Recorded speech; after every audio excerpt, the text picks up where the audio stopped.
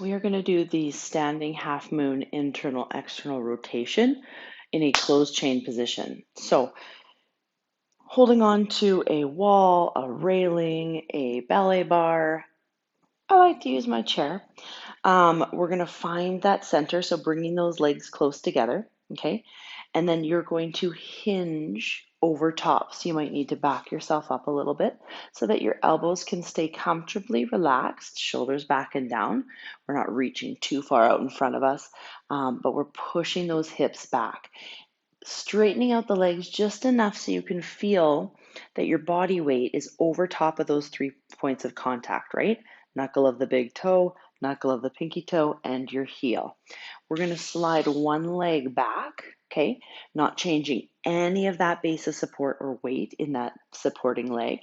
You're going to feel that supporting leg kick in. This is the leg that you're working, is that supporting closed chain leg.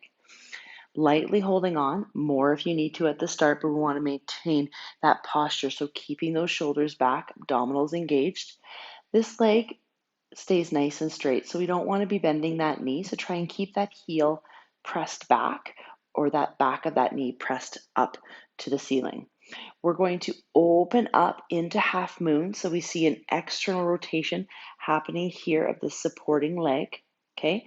Keeping this foot nice and straight, heel pressed out, okay? And then we're going to come down eccentrically, kind of slowly controlling into that internal rotation.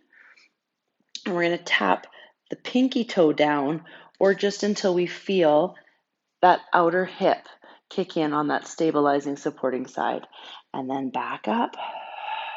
Abs are in, shoulders are back. Trying to just maintain that base of support, tap. Flexibility, okay, or mobility at this hip joint might not necessarily be there to tap all the way down, and that's fine as long as you're not letting your hip fall to the side. We want to try and maintain those points of contact on the feet so you're starting to get aware of where your feet are. These exercises preferably done in bare feet so we can open up that fascial chain in the bottom of our feet. Okay, if that fascial chain starts to get tight or cramp up, you can stop and take a breather, but we're doing 10 of these essentially. So every time you come up, that's 1, right? And we're doing 10 per side, 2 to 3 times.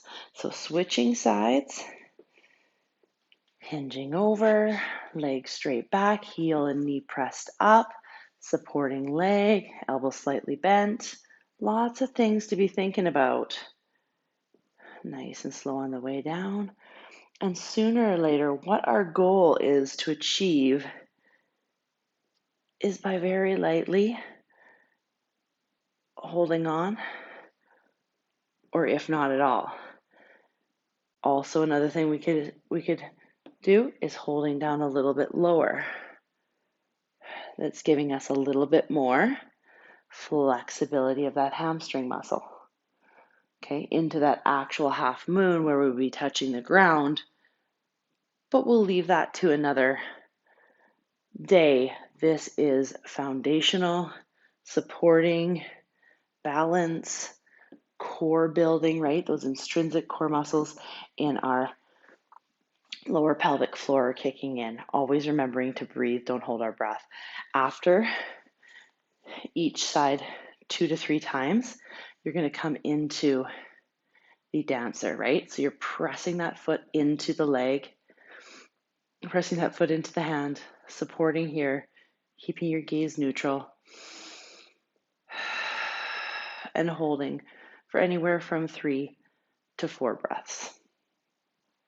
Shaking out, doing both sides, the same thing. Moving on.